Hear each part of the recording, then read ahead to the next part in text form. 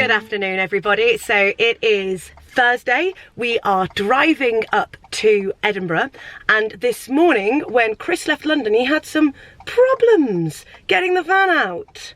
Okay, I've got about a foot there, and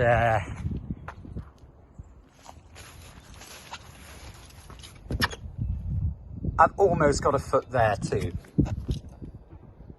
Austin Powers. However, we are now at my house, which means the van must have got here, so congratulations, Chris. Oh yeah, baby, it's what I do. Just casual, you know, I barely even acknowledged it. So much fun, so much fun. Can't wait for the next leg of the tour. To Scotland!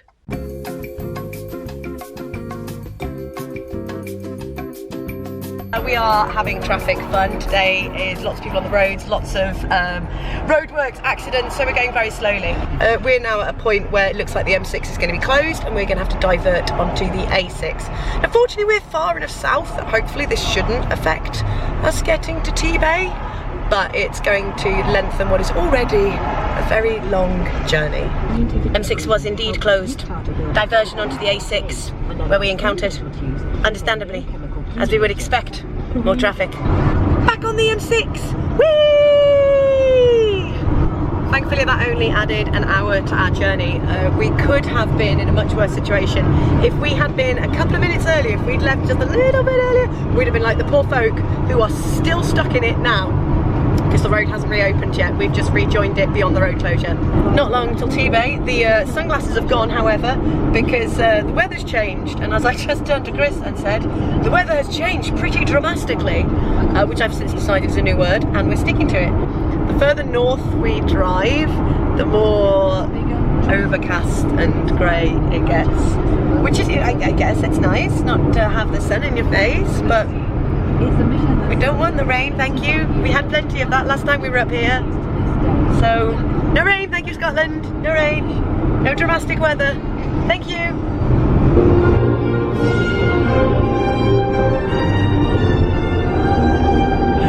We've made it, Chris! I want truffle and some cheese. At T-Bay, obviously, but our sort of victory in arriving here has turned a bit sour because we've just texted the guys to be like, hey guys, where are you? Shall we wait for you before we go into the loo? It turns out they're still 40 minutes away, 40. They were like 2 minutes behind us, and that's obviously had that knock-on effect of making them that much farther behind us. So, wow. Chris has just gone to check out the cafe to see what stocks are like there. I've checked out the stocks here, so stuff is plentiful, because we thought if things are running low, we might need to buy them some things so that they could still get what they wanted and it wouldn't sell out before they got here. I mean, thank goodness it's just a travel day, but this is turning into something a bit... I want to say Dave left house at 9 o'clock this morning. For reference, it's like 7:15 at night now. Chips! Oh. Oh. Look at That's that. like a bed of bread. That is gorgeous. That's like eating a pillow. And my tomato puree, not ketchup. That's like somebody's gone away and crushed that lovingly and then smeared it onto my hot sausage. Through the rain-splattered car window, we see Chris Lashley in his natural habitat, springing, gazelle-like, from rock to rock in the T-Bay picnic area.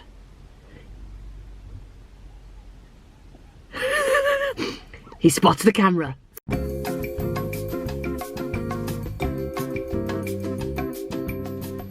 We have arrived!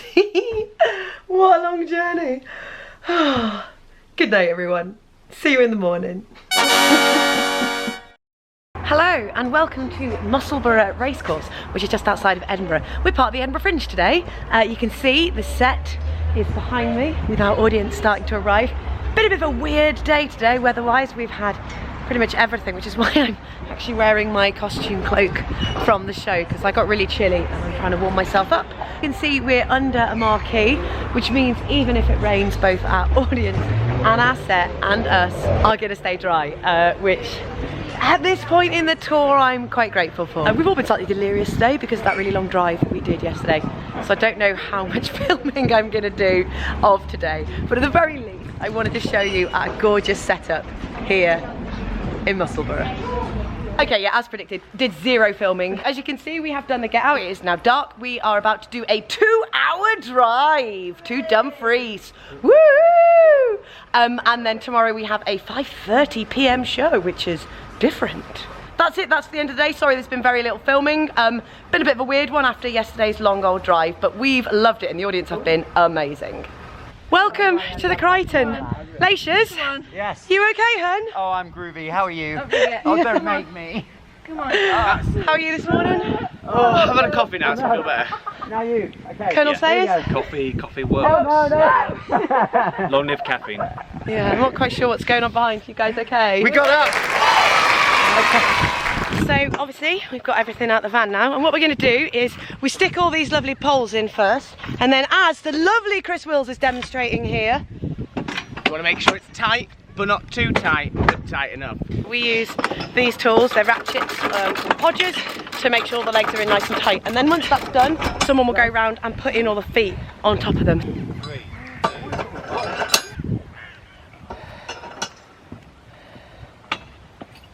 Got most of the stage up.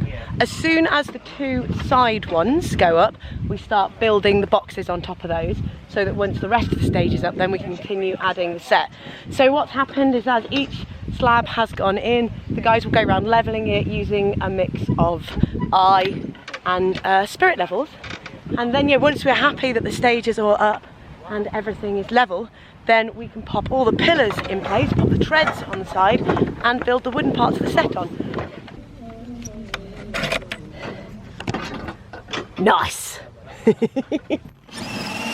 Oh, that's so satisfying. It's been my job for many years. It has, yeah. Until the other day when Nikki did it. And I did. Felt really weird about it. I did offer you the chance to, No, I if know, you'll pardon the language, finish off the job. But I've offered many times if anyone wants to do it, and no one's ever done it. So I've just always done it on all of the templates.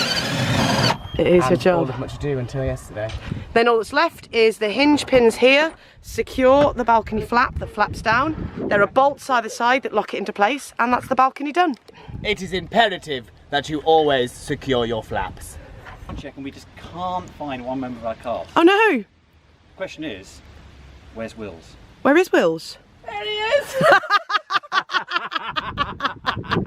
Hi Chris. Hello. Are you in Rachel's box? Yeah, and I got in unassisted as well, which I was really proud of. Then you get out and it's just... Yeah, absolutely. You ready for this? I don't think you're ready for this, Jamie. Does not look like you should be able to fit in there. Lady, will you walk about with your friend?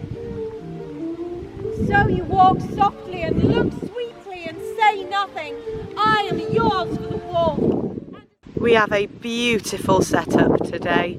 A lovely stage in front of that gorgeous church, which is beautiful inside as well. Really lovely space. Nice and open though, which does mean it's going to be hard on our voices. This whole place is really beautiful. This is the cafe. We've just sat down to have our food, and it is tradition. We are in Scotland, so what we have to drink is Iron Brew! I've got a Coke because I know what I like. Nothing against Iron Brew, but why change perfection? We've just had our food. Yesterday on our drive we noticed one of our headlamps was out, so Chris and Dave have taken the Kangoo to go and get that fixed. And while they did that, we were like, oh, well, we need to be useful. So I was putting out the props, and Rachel thought she'd be very useful and do a little repair on Leonardo. And then after she'd finished, she thought she'd check if it had worked. And so she put on Leonardo, which, as you can see, is an absolute perfect fit on Rachel. Rachel, where are your hands? It's a little bit on the long side. All right, okay, so I think Chris has clearly got jealous. Really frightening. Rachel is wearing somebody else's costume. And so Chris is dressed up as Dogberry. That's my life! Dave and Lacious, just so you know, this is what we got up to when you'd gone. We did do the useful stuff, you know, the setting of props and repairing of costumes. But now it looks like there's going to be lots of trying on of other people's costumes.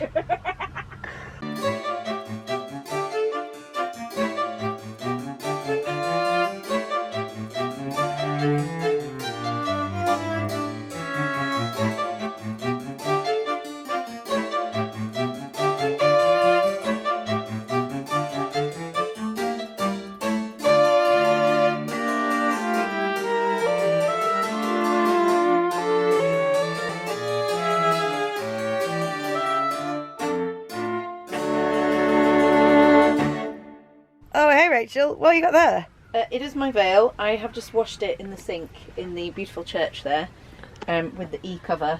We think she got dropped on the floor, which happens most shows, but on that particular day it had been pretty wet and muddy. So, looks good though, Rachel. It does. I can't see any of the stains anymore. Yeah, I spent quite a while. Cool. Good work. Now I need to think of a good place to hang her that she will dry. We are. This bit wet. We have used the barrier rope that we have. We've turned it into a washing line. My favourite moment coming up. No less likelihood than to see me at her chamber window. Hear me call Margaret hero. And bring them to see this the very night before the intended wedding. When the meet. Yeah, I'm feeling a bit delirious. Is it delirious? Or is it Illyria?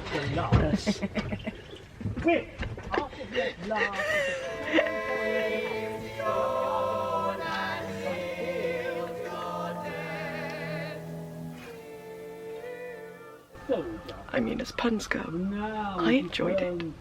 Oh, sure,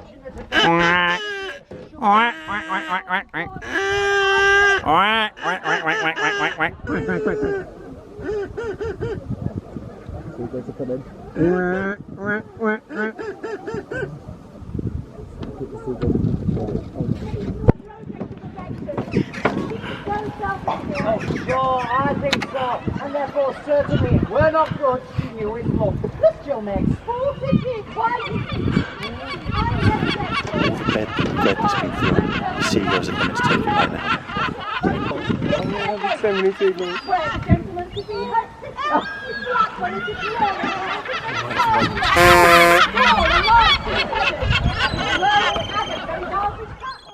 Hi everyone, this is Verges, half of Verges, coming at you with soot on his face.